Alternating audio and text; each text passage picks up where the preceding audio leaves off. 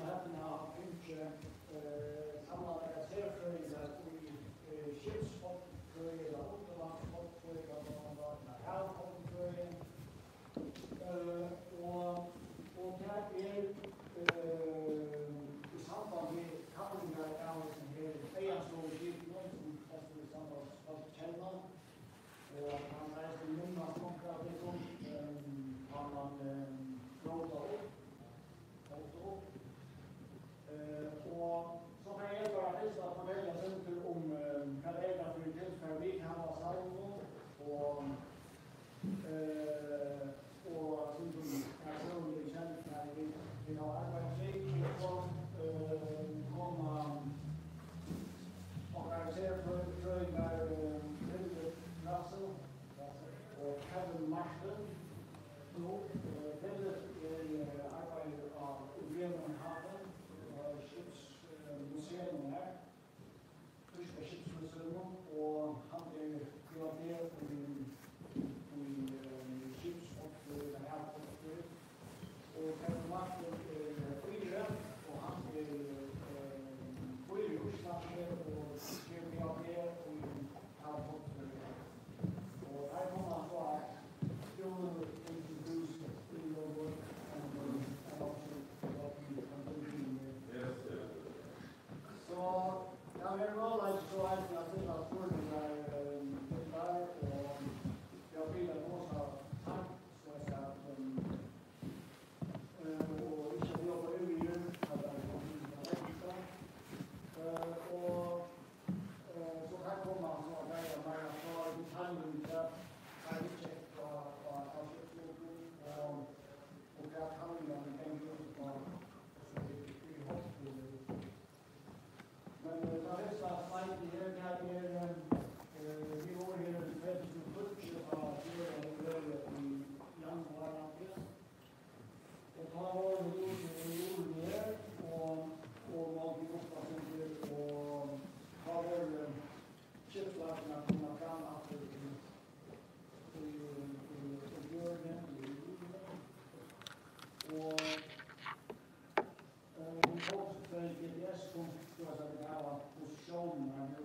Vi var i at her kom det ved reisende at jeg er ikke, men vi er ikke akkurat tog inn av reisende og at her visningsene her og påskatur eller parten som måtte drage har størst sjanse til at man ser at jeg fikk litt rundt i samtidig og samtidig som det står av meg. Så her som litt kjenner at jeg har på å si at vi har skrivet en bok etter det jeg har søkt at jeg har ikke å klare som bryr samt og omfang og så en av saker som heter en fortelling om at brottene kommer i vårene ved en skip som der hun får først bare skjønner han skriver. Det er så sett av mye og at man har skip og stanser i Sandaveie og her Rastevegen går og Røstkappen. Men vi ligger ikke her til at vi har skip og gjøre, men har ikke så aktuelt. Annet her skip, og så det Jesar Hansen som faktisk vil hjelpe myndene inn av stavene som vi har av myndastavene. Og som vi kan se at vi har brukt informasjon ord som her myndene. Så her han vet en øye utførlig beskrivelse av hva man kan skipet og nå får av skipsvalgene. Og for det er som vi med under de her kjøkkene av at skipet er ferdig eiens ord og det er eiens ord til han som er skiparen går, man hører til skipet og tog den ordet nevnt eiens ord. Og så eisen er søvende om eienskapet men det er jo sånn på 17 av det. Det er ikke veldig inn i 17 år, men vi har noen søver man har løpt den. Men jeg kan ikke ha alt det som vi har betalt og over eienskapet til kanskje han som var aller mest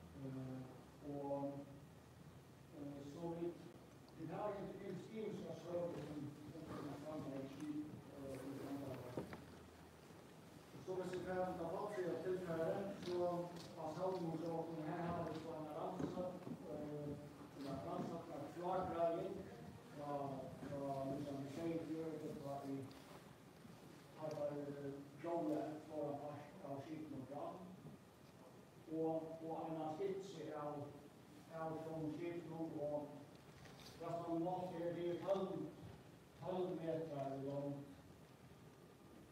Man skriver att skipet avväxt med långkön, ja. Och det är också att kan man läsa klargränsen och skriver att det här att han menar att det är att vuxna att vi är skip, vi har snackat om att han är slås, skyldighet som en perspektiv. Och så skriver han att han har snackat om att skriver att som läser till man en utvärdering att se det han vet ju innan vi måste det som det går låtarna så är det innan vi så kan man hela lasta skip och inte se att det så så men vi vet måste och där är så det är det som har skip så att vi visste hela sig kan ner så det är något att man och för mig när Sverige har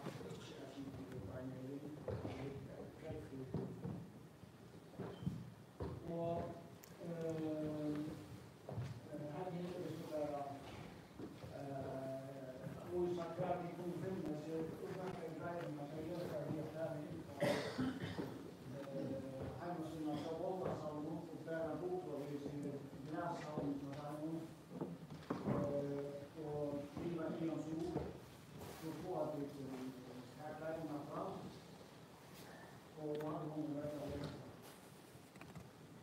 så är det så på tutsch ta utan så något det har vi nära så han så jag kan säga det och han kör det att mat kommer till mig nu efter avsågen om det så och för vår att men då smäller det ju upp har jag vi har lite men jag har haft en lära till Jakobsen som när var höra hans fraser sån hans långtid som det blev förstått i att han har vanta minnen om att möjligt och det är så nära av fraser som det säger med att det är så att jag och jag han har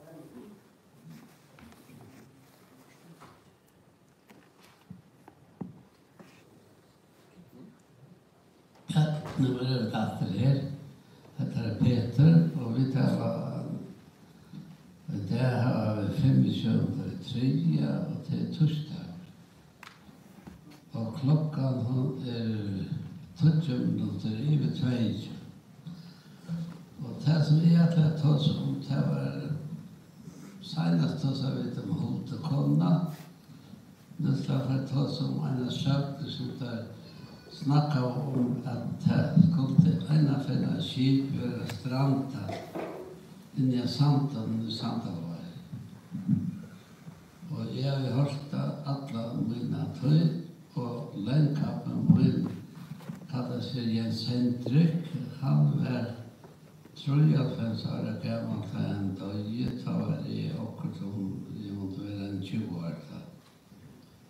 Och han säger till han är första så långt som han kunde minnas att jag fortalt att ett skip skulle ligga i Sanden och i Sandavej och det kallades att han åren som skipet var strandade, det kallades för egensår. Men han kom bara undan av fjör. Högst och fjör kom steinarna undan. Men skipet, det sastis. Men under krönen tar i ångesmännen värld, det tök det som det var sant. Ja, santen och santa var att han mickade som det. Och så tar en affärerna och jag 1949. Ta gikk jeg med og spaka i samtalen her og lai som hette vær. Og jeg halte det vær, jeg vet ikke akkurat når det måtte være noen junemåned.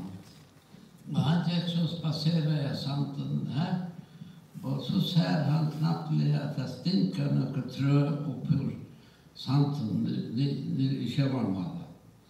Og han ble så interesseret av det. Og det var også å være en trøy, 4 sånne trøtler. Og det så ut som det kunne være rivjabein og en skip. Og så ble sagt fra om at det var siktet fond som var funnet av samtalen og med trøyene. Det måtte være til skipet som det kallet som var færre land her og satt om samtidig. Og det var først å kreve, minst jeg var vi, jeg var hjemme akkurat til året, jeg var så, eller så jeg var ved Elisabeth og Varje og Solanden og av Vesterlanden.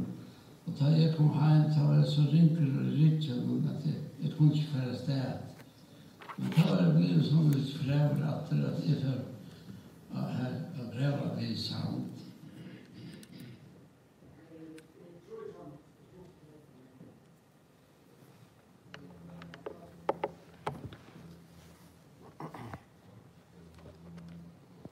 Og vi greva ned og atta, og vi så beina veien at det var rivja beina av en skip. Og så ble grivet, og det ble slatta bortafra, for jeg suttja ordentlig.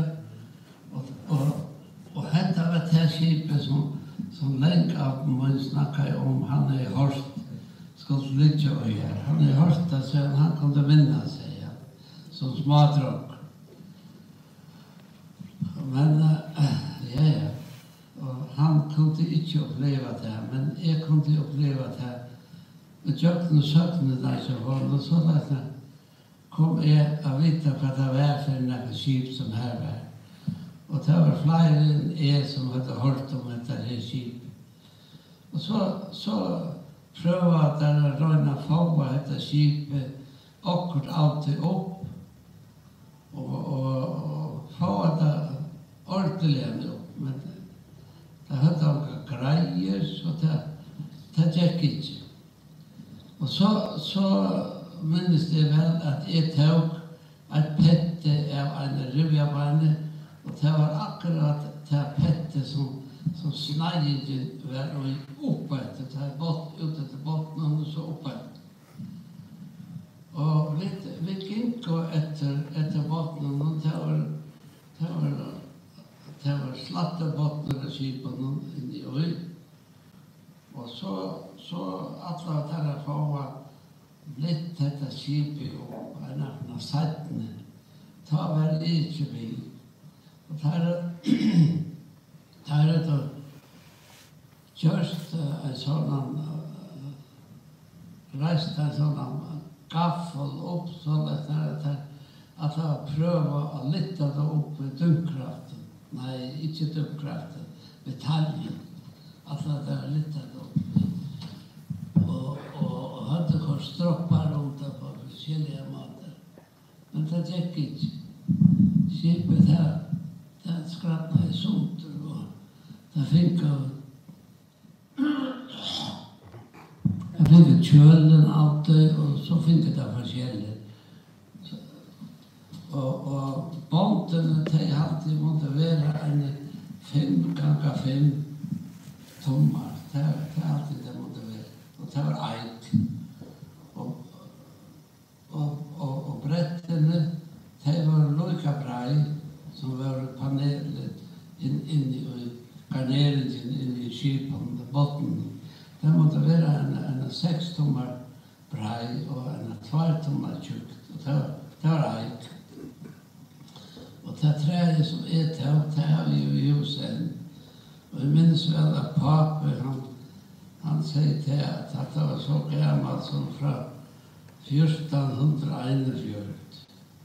Han skriver i T.A.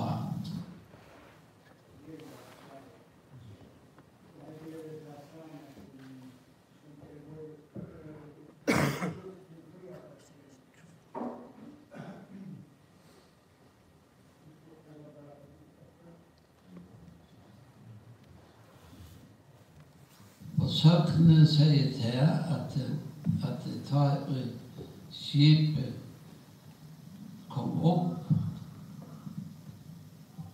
Da skulle et hus som heter Eianstova, så skulle det kvarve. Og det kommer av tøy, Eianstova kommer av tøy, at han som skipare være det som skipene kaller for Eion. Og han bosetter seg inne her, som vi snakker om at Gilja rett være her som sier med sånt og hodekonen struttes om statsen da han fikk kvæter i Halland. Her skulle huset stande her og leie som tar rette være, men det satt ikke. Og ikke lekste av ettertøy, det satt ikke. Så flyttet han huset. Han flyttet det hjem til Santava, og han flyttet det hjem her som vi kallar for kyrkasbrunnen her. Her flyttet han det hjem her. Og tanngrunden, hun sykste at det var noen steiner her. Det søtte det skulle være tog eienstånd. Men eienstånd som var tatt i Nutjefjord, og hun var bygd av en bønda som kallet for Ola Jakob i eienstånd, kallet vi det. Men han ikke stedet etter. Men nå onker som vi var etterkommerne til tegn og ta veien tid til seg til etternavn i eienstånd. Og søkene sier til at da skipet kom undan, da skulle eienstånd kvarve. Men så før det atter vi holdt vi en av de settene. Jeg vet ikke akkurat hva, når det var. En av finne tatt var høfjøra, og skipet var kommet undan. Ta før det atter av nødgen å prøve ordentlig. Det var det som jeg sier, der brukte resta en sånn golka, så at det der taljer til å prøve å holde det. Og det, som jeg sier, det fikk kjølen, og så fikk det akkur garderingene fikk det reisende, akkur planka fikk det vi, og akkur band fikk det reisende. Og så var det ikke mer av visen her, men dette var så i Håndtrusson.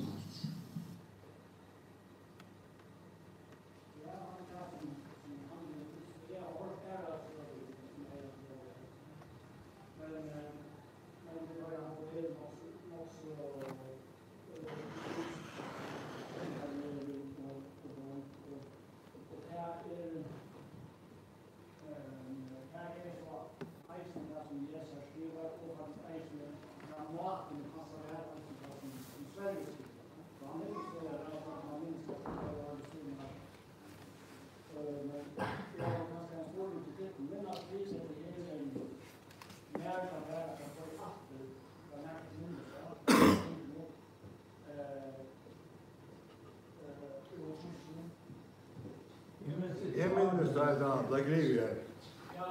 Men jeg vet ikke nær om det 3-3 eller 4-3 eller så. Jeg var 2 år gammel 4-3. Vi har ikke nær av havnen skriva om det er firma for at røyna at henger i handelen. Jeg som Sverige skriver om det er bra, man kjenner til det.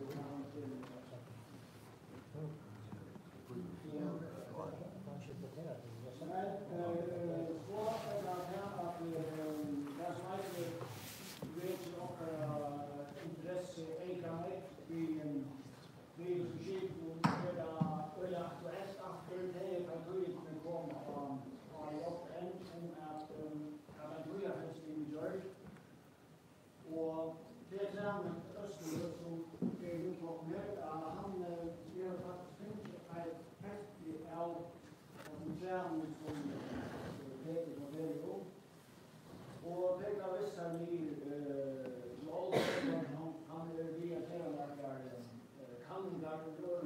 samband med utveckling. Och här är det så att två av fest i Symfjorsan i Norge, alltså man intäkter radioaktivitet i Stockholm till överna halveringsnoj som är av fyra steg så att man räknar sig fram med allt det radioaktiva stoffen. Och där får alltså en del rika och få en kartering som säger multikultur och trus plus minus och kultur. Och här har jag skrivit grejer i här så är det svenska skriver i Perens historia om att ursäkta söva och fortälla om den här egen hästar garden i först har vi 2006. Så nu har vi fått haft en söva haft en man har sin färdig i sin egen kultursignal. Och så det tror jag att vi passar så blir det väldigt avhållet att vi väljer att få kreativa uppfinningar. Och i samband så har vi att Torshäll och Sunarki är i Astman om Hansas Sverige. Så kommer man i kontakt vid Philip och en rastställning om färsletal vid 51-1900-talet. Och här läser Hansar AHA till faktiskt att hon kan inte göra skipsverksamhet. Och så är det kontakten kommer med det. Så att nu har vi börjat göra order vidare till hos först. Och ja. Så han som är beredd på här har vi fått att komma allra nytta till att följa fastställningen. So I think the friends that didn't understand the word, not from you, not from Mr. Jakobsen, but it sounds interesting. Yes, I assume you tell the story of Simon Arger and me sharing about it? Yeah. Okay. So then yes.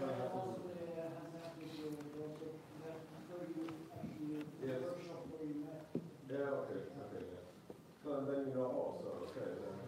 So yeah, we cut off a couple of thank you. I can present you something and I can show you what we did the last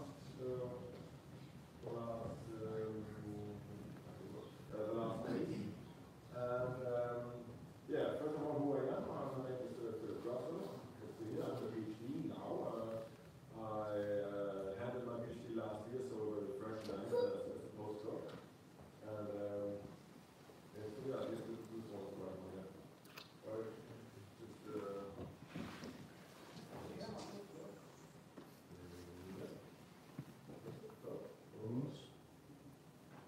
maybe you and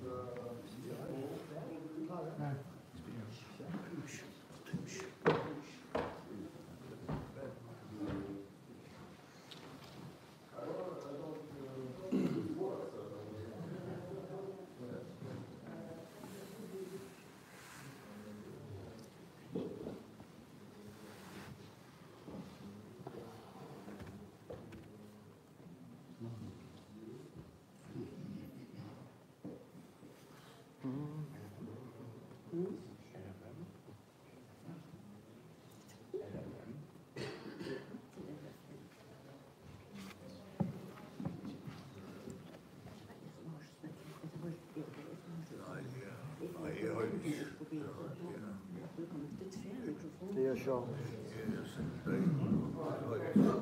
Det är så.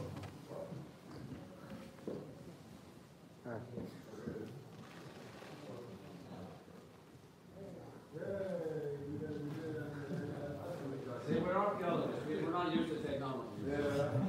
Something old. Using this because you know always very okay. So thank you for being here.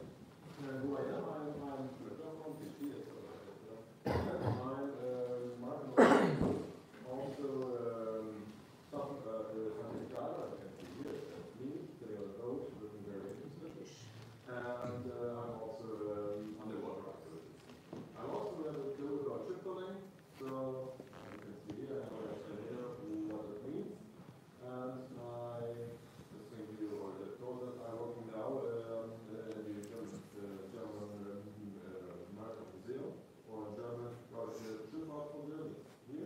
Can I ask a question? Of course. Do you know how to use a microphone? Okay. Is it on? Yeah, it's on. So I can wandering around. Should I repeat everything? No. Okay. Sorry enough now? Cool. So I'm working at the German Maritime Museum in a project. I'm working there since 10 weeks. And the project I'm working actually in is a project about the First and Second World War wrecks in the North Sea. We've done munition. This is my main project, as you can say. And the second one, I'm working as a lecturer in the University of Bremen. You can see it here at the university nearby Bremerhaven. And I'm lecturing there in underwater and maritime, underwater archaeology and maritime archaeology. So that's basically my two jobs now. And this project here is, Helge already told the story, how I met Simon, and then he told me, oh, this one there's an interesting wreck in Sutherland and Varga and Faroe Islands. Maybe you can come over and have a look. There's a temporary, it's interesting, it's assumed very old, and then it's going on and off and on and off. And half a year ago, Kevin and I was chatting about wreck stuff. We decided, okay, let's go and try to find out what these mysterious wrecks in Sutherland is about. So I will present you now what we did during the last days. So we stayed here since Monday, so we had 2 days to work stuff out. And yeah, that's what we did. So we knew that there was an amount of wrecks or wreck timbers in the storage in Tórshavn. Then we had us with that very much. And then we said the first thing was to decide to have a view of it and to kind of look what do we deal with. So what do we have here? So we have these huge amount of timbers, different kind of timbers. You can see here various different with the long sticky ones. You have very flat ones. So first thing we had to decide what is what. For example, we did some measurements, we did notes of course, and we did focus and so on. All in all, I can say we have 4 futtocks, 3 futtocks. What is a futtock? I will explain later. And a floor timber and a huge amount of rests of planks, probably inner planks. You can see the futtock, the rest of the futtock here. I can show you closer now later on. You already know this picture, and so what is a futtock? The futtock is principally is part of the frame of the ship. You can see here a lot of futtocks in a row, so they are part of the frame in one futtock, including floor timber is creating a shipwreck, one of the shipwreck. I can show you here. You can see the red line. The red line is not.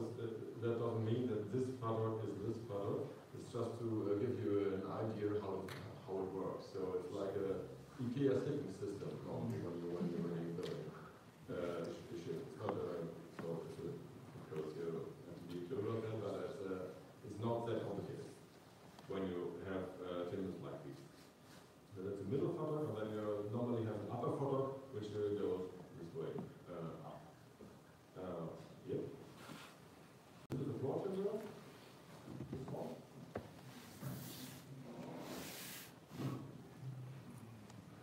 Floor timber. What is a floor timber?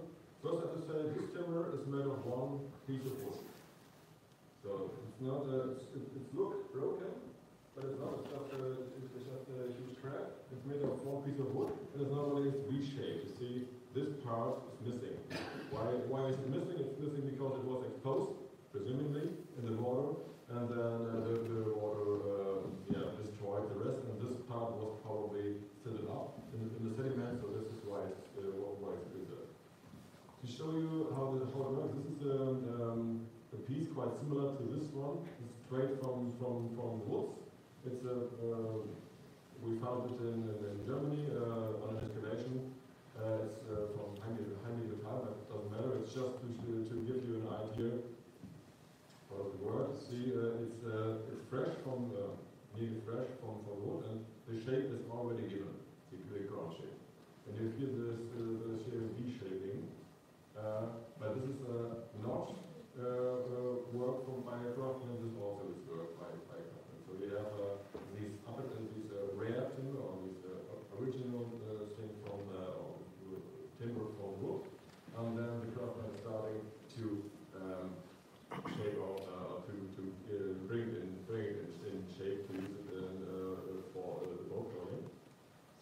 This is one piece of wood, and this is also one piece of wood. Of course, this is a bit bigger than this one, but it's just to give you an idea how this normally works. So we have, you're searching for timbers you're going to use for your boat.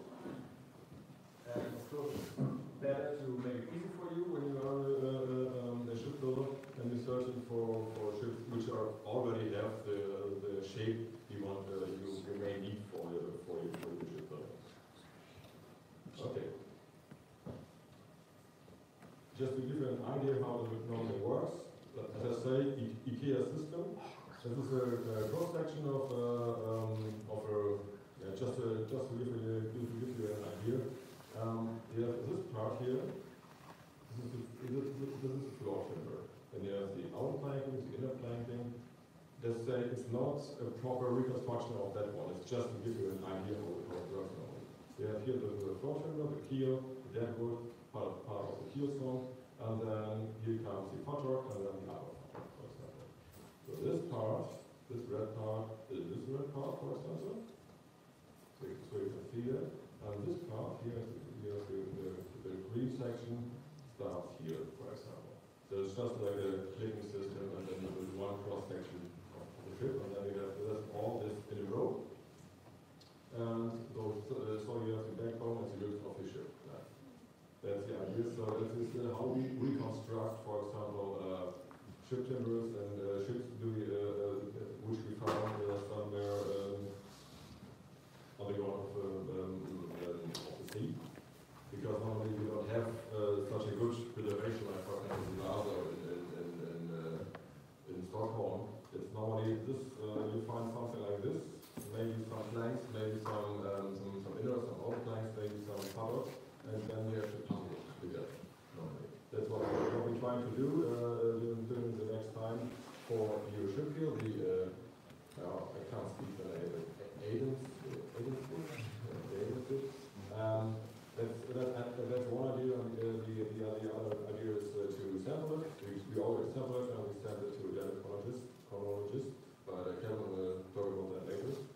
And to verify the date, and then to give Energy or the museum in Tórshavn an idea what do they have already with the ship, and how will it maybe look afterwards.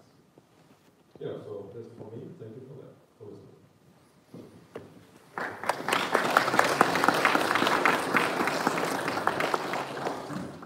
Of course, we did more, so it's just an example.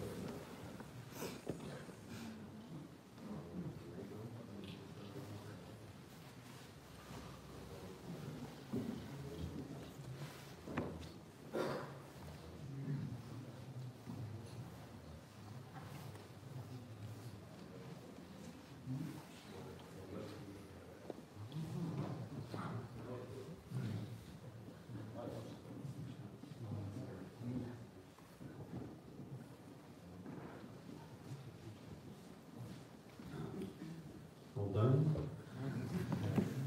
Yeah, can I call it Eastern? I'm just kidding. My Faroese is getting better actually the last 2 days. There's some a lot of similarities. I think there's some Irish words in here as well. So, but I'll confine myself to English. It's a bit sort of strange to set up here. Okay, that's okay. All right. Pretty much just want to say thanks to Helgi for sort of facilitating us coming here, and for you guys for showing up. Probably half the town has shown up, so that's great. And yeah, hopefully there will be it'll be a conclusion of this project. Hopefully interesting for everybody. And this is a big illustration for me of how it's a great potential here to develop marine archaeology. And I've been exploring that in Iceland. I've been living in Iceland, working there for the last 17 years.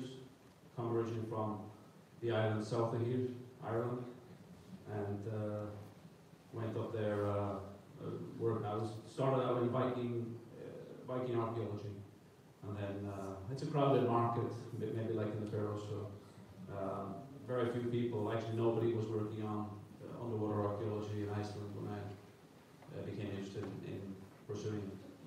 So Yeah, just a few snapshots from work. This is in Holland. I was working on shipwrecks there. This is in Norway. There's the ship above my head. And this is in Iceland. So different environments, different conditions. The first picture, visibility in the water in this area is 10 centimeters or less. Here you see 10 meters. In here, 200 meters. So you can work in various visibilities. Maybe the Faroes it looked pretty good visibility today. We were in Kjørkabær, and it looked pretty nice. So I wouldn't mind jumping in there too. But this sort of illustrates you can do this in many different environments. You know, we basically need to get access to the archaeological material, and the equipment exists now to allow us to do that. Suits or whatever.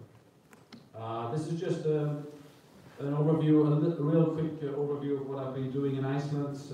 I'm doing my PhD now there. Should be finished already, but I'm not. I'm here doing this now. So I have to go back and finish it when I go home, and hopefully by next year. That's the plan. So I've been working on a wreck up in Iceland. Here's Iceland. It's on the west coast, on a tiny island called Flathead. There's 4 people living on the island. So I'm used to these types of environments. It's really remote. You bring everything with you down to, you know, food, everything, literally everything. So the wreck is located here in this harbor. So we've been doing a lot of work on the wreck, trying to identify what part of the wreck survives, and essentially very similar to this, very similar project to what we were doing here. So there's a lot of crossover to work with. So we're dealing with a Dutch 17th century wreck, and so far we've been examining this part of the wreck. I went back 2 weeks ago to this tiny island to continue the project, and we were looking for this part of it. The stern, but it's not there.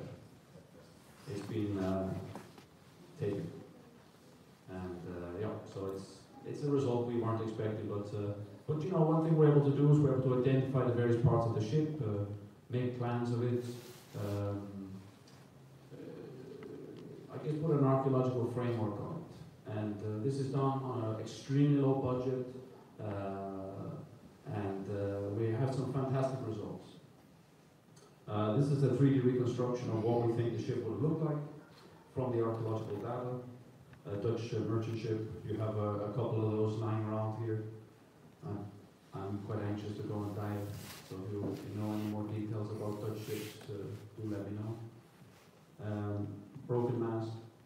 You see the transom here. The ship is called the Milkmaid, so we put a little drawing of Vermeer's Milkmaid in here. It may not have looked anything. Well, it probably looked like this, but this is just a speculation. It's just to get people excited, you know. Looking at a piece of wood, it's hard to get excited about it. But this, oh yeah. So, one thing that I ended up doing, sort of, it wasn't how I started out, but I saw the potential of it when I was doing the shipwreck project, was to create an exhibition around it. So when I went to do the project on this tiny island, I sort of, I had that in my head, to film what we do, to show people how we do what we do. So whenever I had one of us divers was working, I was filming that guy doing the job. So later I could put an exhibition together about how it works. It's not rocket science, you know, but it's good to explain why we do things in a certain way.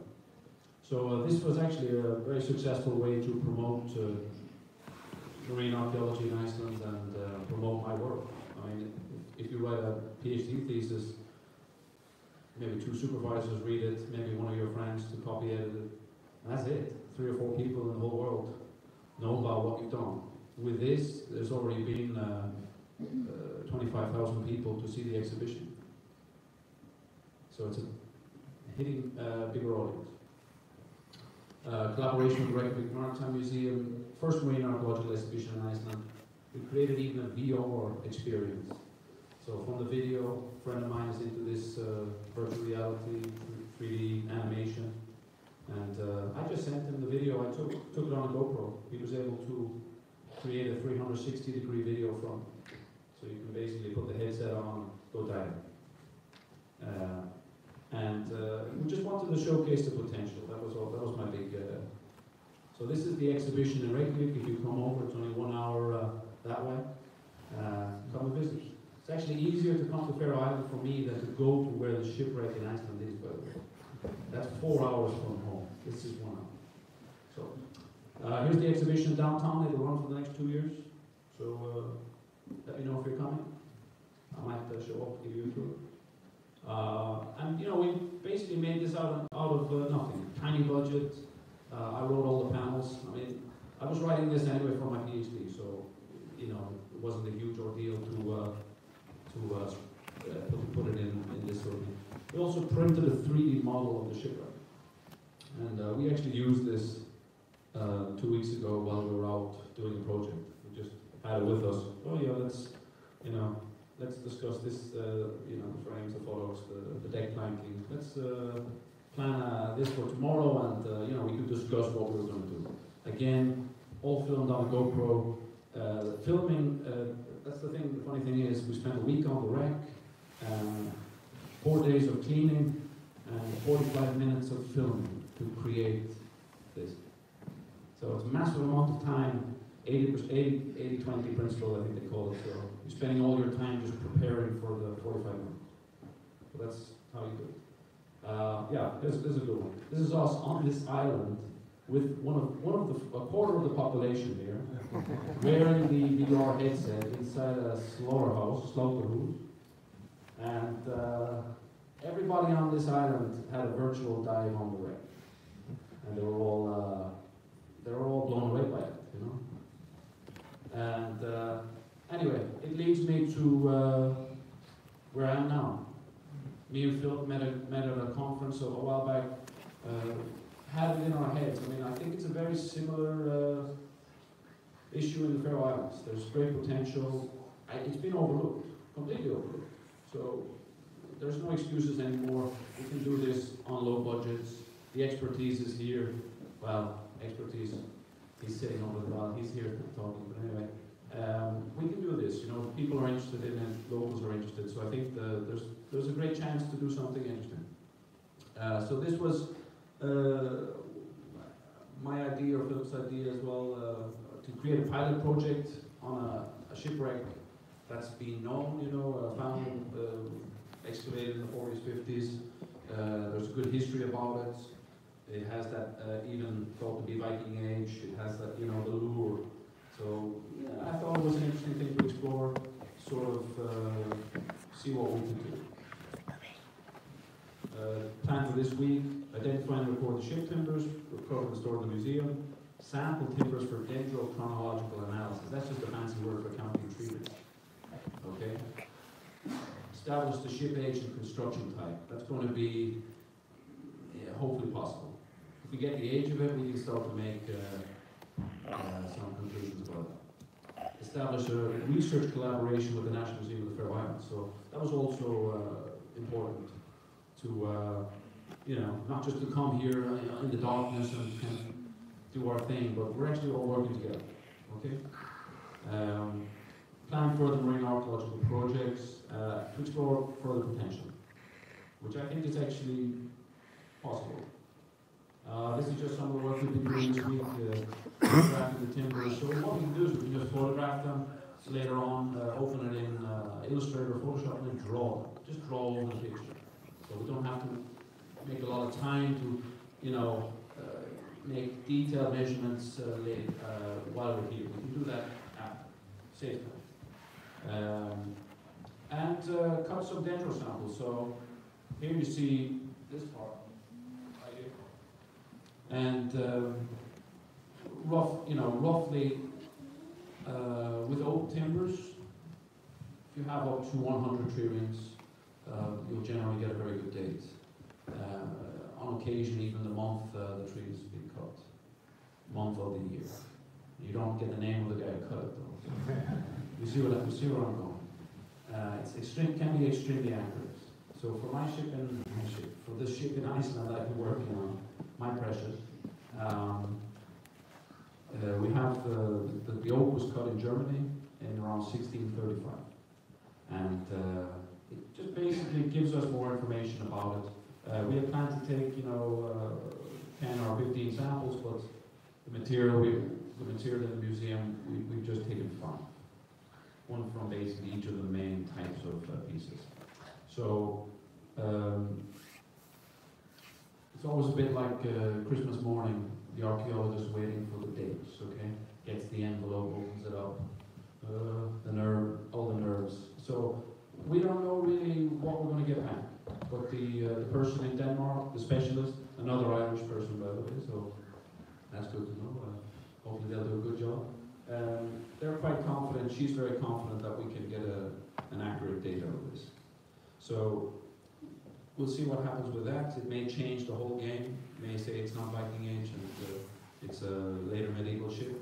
And then we start to do the detective work. So it's very much like being a detective, an archaeologist. You're kind of get all the information, arrange it, and tell an accurate story about a time that no one can speak about. So that's sort of what we're doing. Last slide. So if you have questions, we're here now. We are in town for the next half hour or an hour. And if you know about some other ships and things, do let us know. So thank you very much.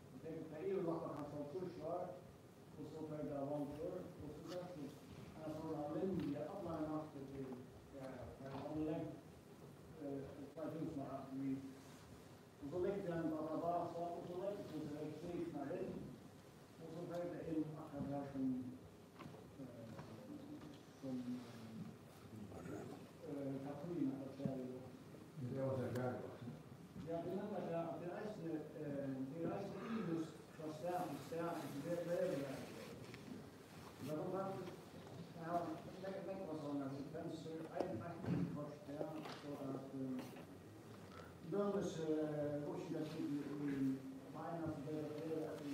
finnes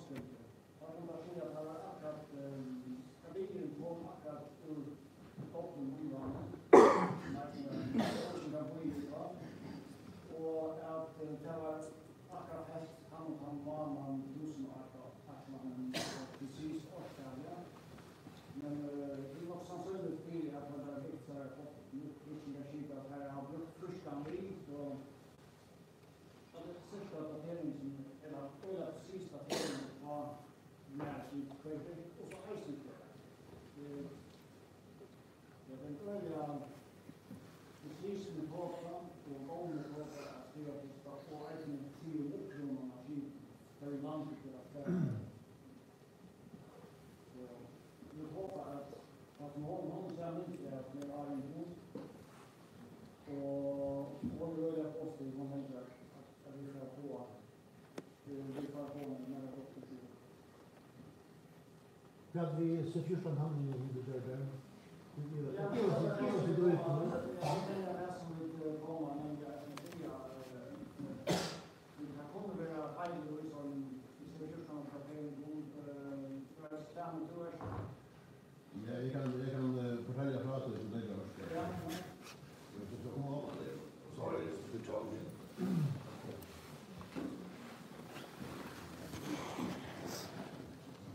Ja, nei, det som også til at det er i brød om høyre det her, det er at vi feiler så da tør jeg et prosjekt i Sandal i Sonaferien.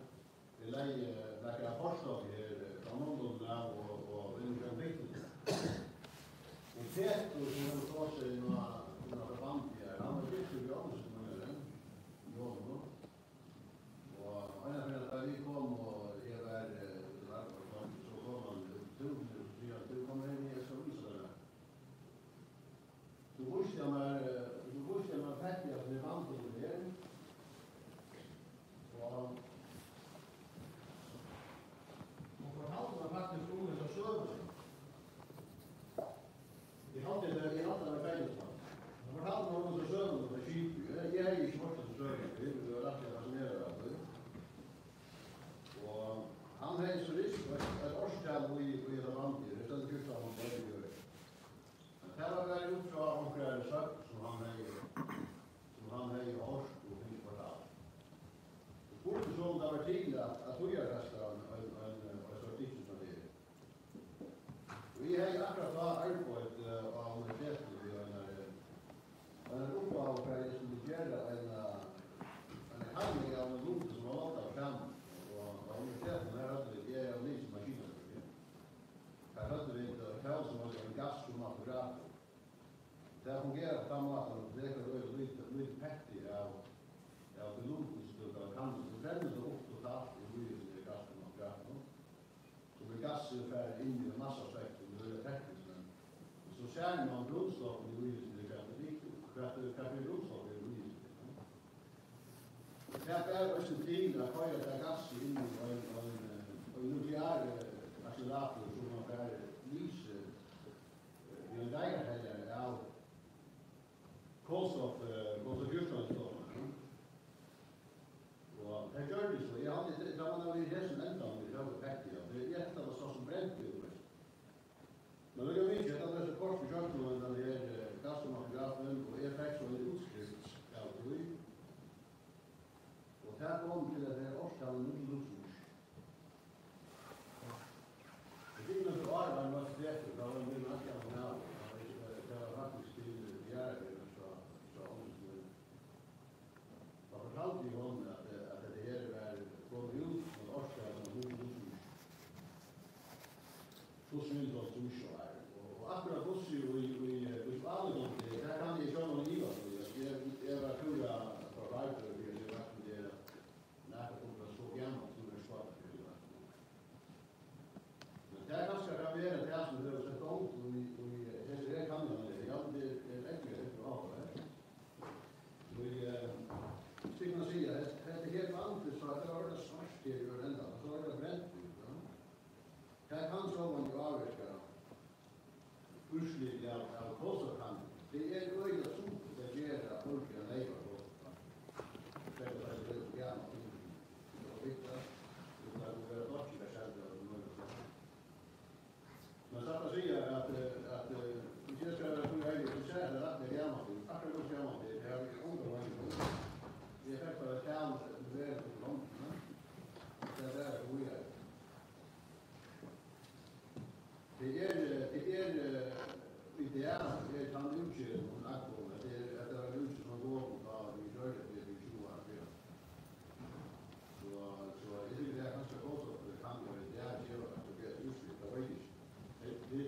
två båtar fel. Det är bara en kvalifikation en annan båt så tror jag tycker jag att det här kan det nägg var ju allt men det kan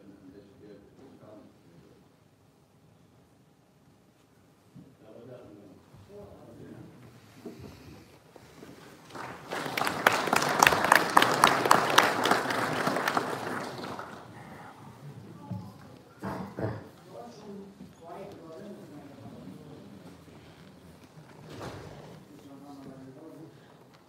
Först är så antal alla framåt. Det är först så till steroid. Det är som att dra med. Det var ju bara 40 år. Om du vill ha framåt så är det nog inte det. Skulle du? Ja, det är ett annat. Man la lunch och vi kan ju Det här var så ut och mäta på en. Han blev hård, det var vi överens. Han är rätt för han blev äldre. han var han så är det. Han måste ha fortfarande den. Kanske det.